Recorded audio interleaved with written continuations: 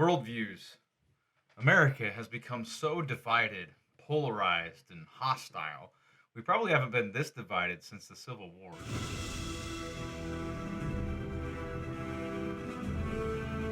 In this video, I'm going to help you understand why that is, as well as show you how to navigate conversations with people who think differently than you.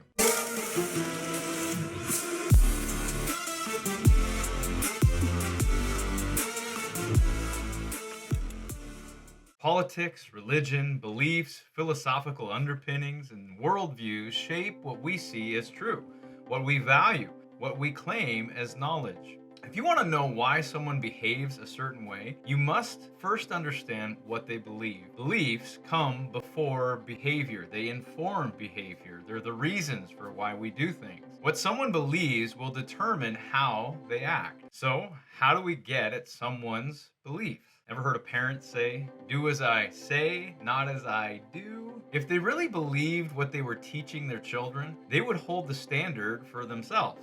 Unless, of course, the activity is not at a maturity level that the child could understand and be held responsible for. To know what someone believes, we have to watch behavior, listen to their values, figure out motives for actions. We also have to know what worldviews there are to choose from, how to tell the difference, and when someone is behaving in accordance with their supposed worldview. There are those who might say all worldviews are true in the sense that they capture a piece of the truth. Some say we can't know if any one of them are true. Again, others might take the extreme position in claiming that they are all equal and true. To the first statement, that all worldviews are true, we would ask how they know that. Adherents to this position will usually posit that not any one worldview can have a corner on the truth.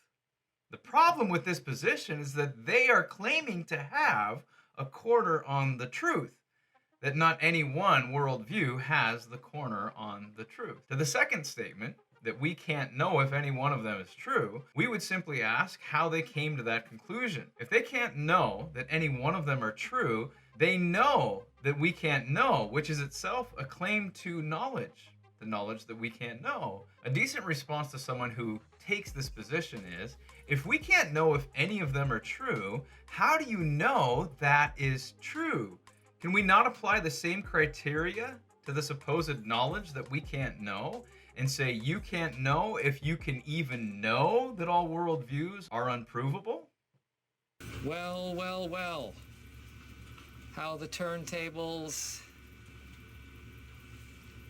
To the third statement, they are all true, we can simply show how differing worldviews, religions, and cults have competing truth claims, different beliefs, contradictory beliefs, and opposing doctrines. According to the first rule of logic and common sense, this is false. A cannot be non-A at the same time and in the same sense. The opposite of true is always false. If something is true and we know it to be true, the opposite is false. Two competing truth claims cannot simultaneously be true. So this leads us to one of three conclusions. One worldview is true and all the others are false. They are all false, or we cannot know. But on what basis could we conclude that we cannot know which one is true? What system could we employ to determine which worldviews, if any, is correct and true? Much of what Critical Thinker has done is explored the realms of what we can know and how we can know it. I encourage you to check out our other videos to get a firmer grasp on what reality is. A good starting point in answering that question has to do with life's big questions and how each worldview answers them. A worldview answers these big questions. What is ultimate reality? Does God exist? Is there anything beyond the physical? What can be known and how do we come to know it? Where did you come from? Beyond your parents? What is your nature, your being, your makeup? Who are you? Where are you? From geography to chronology, history, and philosophy. How should you live? What is valuable, moral, good? What's bad? And how do we know? What are the biggest problems we face as humans? How is that problem solved? What is your destiny? How a worldview answers these questions will determine the worldview's coherence and correspondence to reality. If it's true, basically, that's what we're after. If your worldview cannot answer these questions, then I encourage you to do some soul searching, critical thinking, and figure out life's purpose for humans generally as well as yourself personally. So, what are the key worldviews? I'm going to fast track your understanding of worldviews to help you assess where someone is coming from. Open your eyes. And what they hold as valuable and true. There are over 2,500 names of gods that humans worship. You don't have the time to research all of those supposed deities, nor the interest, I would assume. Learn to think on the level of worldview instead of understanding all of the religions, the cults, the expressions of humanity, and answering the big questions. Whether or not someone believes in a god is the beginning point to understand someone's worldview. The reason for this is because it determines almost everything in how they see the world and what they understand reality to be. In that vein, let's unpack the worldviews according to their positions on whether or not God exists, as well as what that God is like. There are 7 major worldviews. If you grasp these, you'll be able to navigate conversations with people who have differing positions, morals, values, and understandings of reality and even truth. While these worldviews are incompatible, except for Pantheism and Polytheism, which the Hindu religion has combined, you'll no doubt find people who claim to be one thing but are actually a conglomeration or smorgasbord of a bunch of differing worldviews. No one can consistently believe in more than one worldview due to contradictions of the view's central beliefs or premises. Don't cross the streams. The reason we find people who pick and choose pieces of worldviews is because we live in a relative society where truth is believed to be determined by the individual, regardless of if it lines up with reality or is coherent, or sometimes even if it's contradictory. They just don't care. Check out our video on You Can't Handle the Truth to get a deeper understanding of this. Here are the 7 major worldviews that all religions, cults, and beliefs about reality can be broken down into. Number 1, Theism, the belief that a personal God exists both beyond and in the universe. Judaism, Christianity, and Islam hold to the understanding that a personal God exists. Theists claim this God can interact with humanity and nature in supernatural ways. This being is the creator, sustainer, and the only omniscient, omnipotent, and omnipresent being from which all things come. Number 2, Atheism, the belief that no God exists. Atheists claim that only the physical universe exists and there is no God anywhere. The universe is all there is or ever will be, and it is self-sustaining. Purpose, calling, destiny, and questions of meaning are often self-described. They're subjective and can even lead to nihilism. See Nietzsche. Atheists won't usually offer a positive case for their worldview, but they'll offer counters, questions, arguments, and skeptical statements for those who do claim theistic beliefs. Often naturalism, materialism, secular humanism, and scientism, as well as some others, accompany atheism to complete their worldview.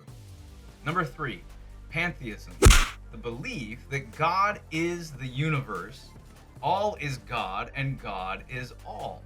Hinduism, Zen Buddhism, Christian Science, most New Age religions hold to pantheism. Pantheists claim that there is no creator beyond the universe. Creator and nature are 2 ways of viewing the same reality. God is all, and all is God. Thus, there's only one true reality.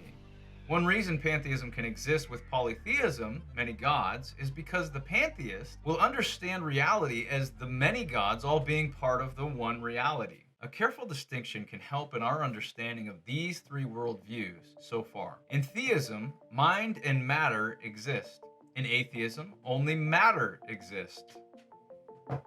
And in pantheism, only the mind exists. Number 4, Panentheism, the belief that God has a dual nature, a body, which is the universe, and a mind, which is the eternal, an infinite potential beyond the physical body, the universe. As a hand fits into a glove, so does God fit into the universe. God is eternally progressing and improving towards perfection. Number 5, Deism, the belief that God is beyond the universe, but not in it. Deism is like theism, but lacks the supernatural or the miraculous. Thomas Jefferson was a famous deist who believed God created all things, then, like a watchmaker, sat back and let everything unwind. Deists claim that God created everything, but after that first act is no longer involved in the physical universe. Similar to atheism, deists claim that nature is all there is, as far as the operations of the world go, but God is no longer involved with any function, sustenance, or intervention. Number 6, Finite Godism. The claim that a finite God exists beyond and in the universe. A God exists but is not eternal, not all-powerful.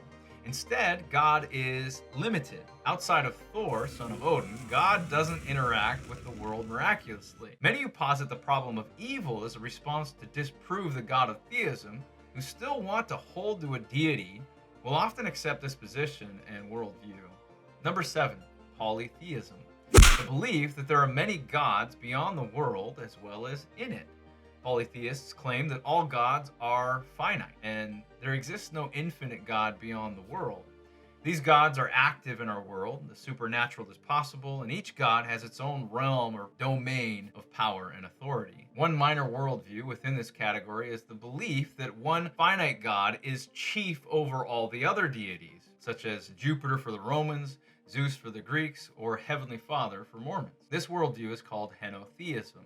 Heno meaning singular supreme, theism meaning God. It's important to evaluate each individual person on the basis of the claims and beliefs they themselves hold to and act upon.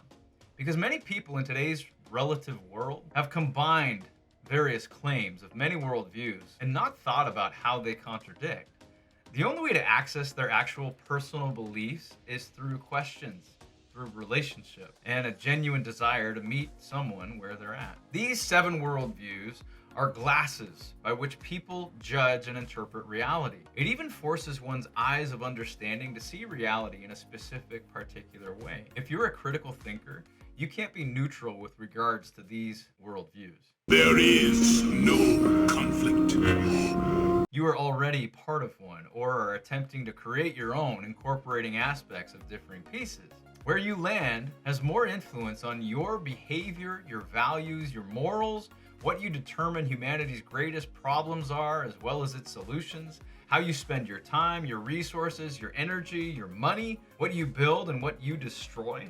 Everything that gives you meaning and purpose is wrapped up in the worldview that you see reality through. You may be wondering why we need to know worldviews and how they help the critical thinker in conversation, evaluating values, ideas, determining truth. Why is this important? Think about hot topics that divide our culture.